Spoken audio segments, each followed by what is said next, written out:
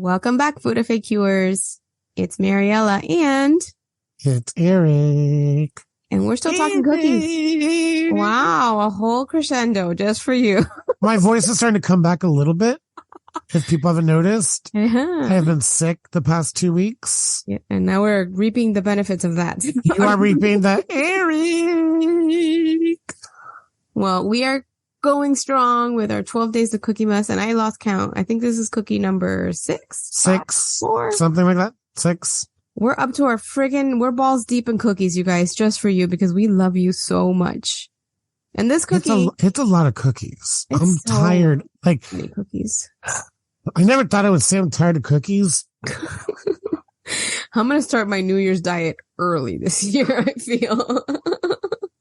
I am ready for no sugar. Holy Hannah. Okay. But before that happens, we're going to talk oatmeal raisin molasses cookies, because we love molasses and paprika up in here, don't we? Well, so here's the thing, Maddie. Tell me everything. We've been doing 12 Days of Cookiemas. Yeah. And you and I have molasses on hands now. Mm-hmm. And despite the occasional barbecue sauce and things like that, the fuck else am I use molasses for? I've been getting creative with that shit. I love it. I know you have. You're basically putting in hot water and drinking it. You could, I think. Don't people do that? That's disgusting. No, they don't. They do not. So I had to think to myself, we need a cookie with molasses in it. Mm-hmm. And oatmeal raisin cookie, there's recipes with molasses in it. I didn't know that. That's so cool. I know. This recipe's awesome. Tell me everything. Well, tell me about the recipe itself. All right, let's talk about the recipe. Mm-hmm.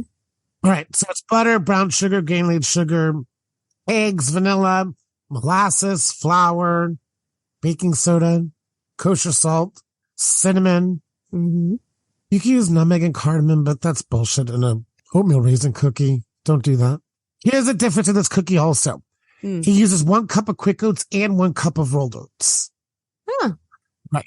So he uses 2 different types. Interesting. Of course, raisins, you can use walnuts if you want.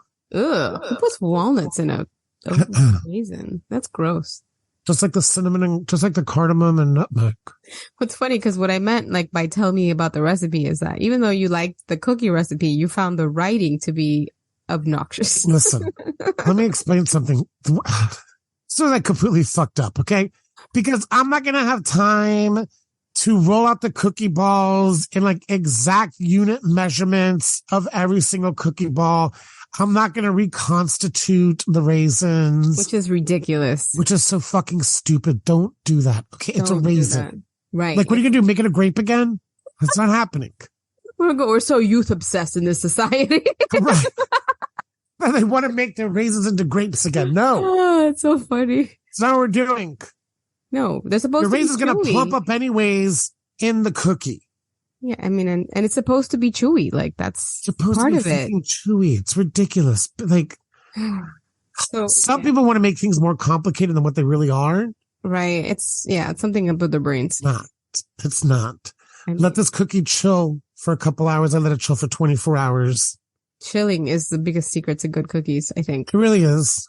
It really is. Honestly. You can take a mediocre cookie and make it better just by letting it chill. Bake it 13, 14 minutes. Enjoy it. 13, 14, that's a lot because they're thick. It is, yes, because they're thick.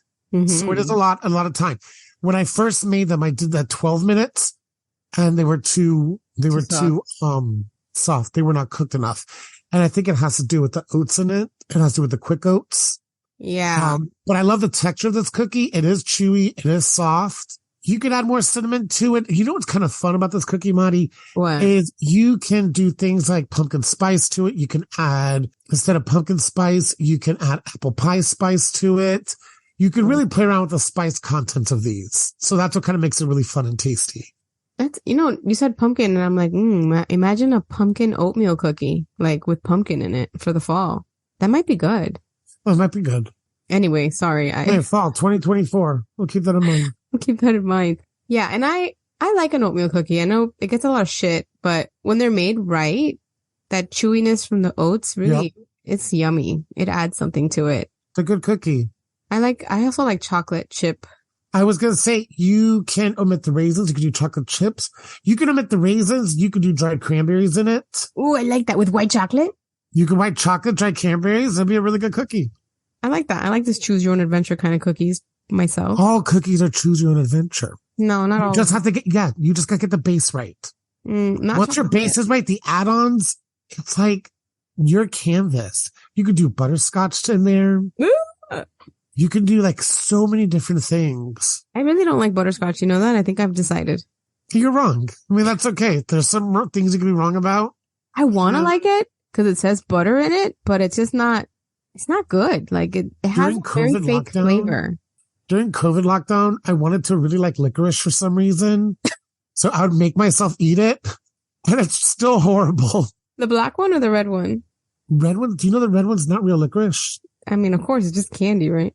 Right. The black one's a real licorice. No, the only licorice that I liked was it says horrible licorice. I think it's from Finland. And it's really salted. It's a salted licorice. It is so fucking salty, Mariela, that you're praying for the licorice flavor to come through. Oh, you're like, please, God, let the licorice flavor come through. But it's a black licorice. When it finally does, it's like a treat. After the torture. After the torture of the salt. When you finally eat the black licorice, it's a treat. You're so excited. Because it's like anise flavored, which I like, but like not just by itself, I think. No. Oh, licorice is horrible. Anyways, that's what I did during lockdown. I grew plants and shit, which I'm actively killing right now. I had a mamey plant that I planted from the seed that I bought it, and I just killed it. Well, that sucks. I don't know. I think, well, you know, they're big plants. It lasted me a whole year though. I don't know why she died, but anyway, R.I.P. mamey. Anyways, cookies are your canvas. Cookies are your canvas. Add-ons or whatever you want to put into it. Yeah. And, you know, on molasses, right? I have been really looking into molasses. And did you know that it has more nutrients and minerals than other sugars? So it has a health component. Yeah. It has a health component to it too. And unlike sugars, it also adds, since it has a liquid to it, it adds moisture to the cookie, which contributes to its chewiness, which is kind of cool. Like on a molecular level, it does something to the texture of the cookie that changes it that like brown sugar can't. And I tasted it. It was pretty okay. You're like, and delicious. And I dipped my finger in it. And I don't really recommend it, but it was okay. Your raw cookie. Oh, and the molasses? The molasses. Oh, yeah. I've tasted it before. It's like Malta, right? Yeah. That's exactly what it is. It's like Malta.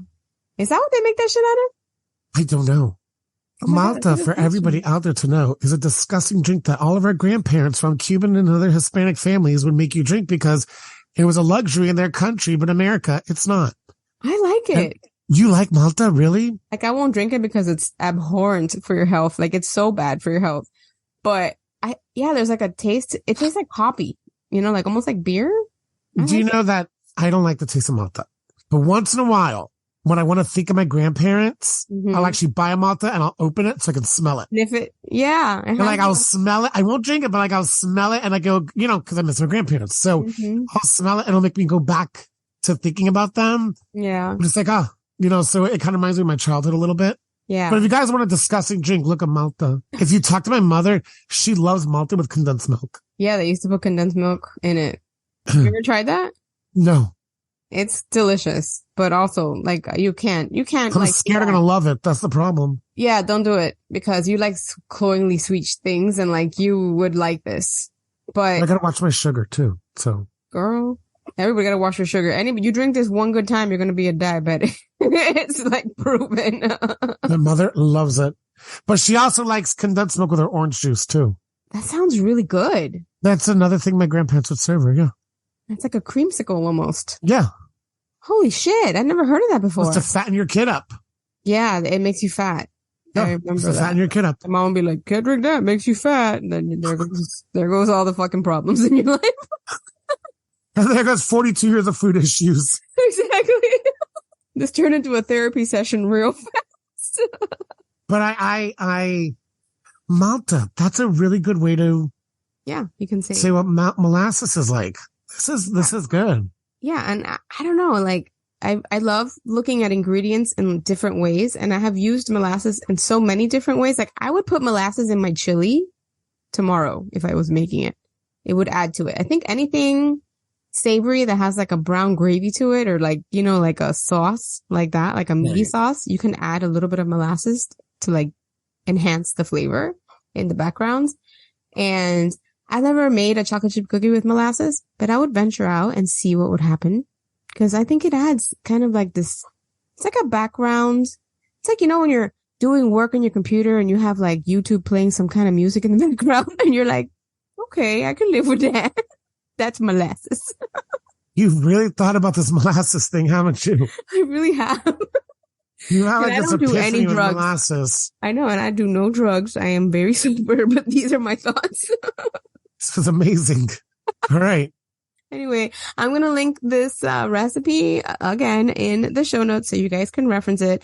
Eric finds the recipe delicious, but the author annoying. So super annoying and super picky, meticulous. Yes.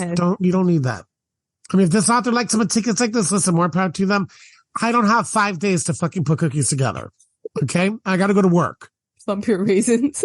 So I don't got time to fucking plump my raisins or perfectly measure on my cookie dough balls. No, I got to fucking go to work and make a living. So I don't have plump my raisin time. I got to plump my food FAQs on my living at the moment. Okay. So. Oh my God. Okay, you guys, we're learning a lot about each other today. No plumping raisins. You don't need it. No, but we hope that you try this cookie out or any number of the other ones we have provided for you and presented to you. And thank you to the author, regardless of our criticisms of your writing style. We do appreciate your recipe. And delicious cookie. Yes. Delicious cookie. And the food FAQers will absolutely love it if they try them. They're just not going to plump your raisins. Go plump yourself. All right, you guys, we'll catch up with you tomorrow with day, I don't even know what the fuck it is, of Cookiemas, and we are so excited to talk. Bye-bye. Bye.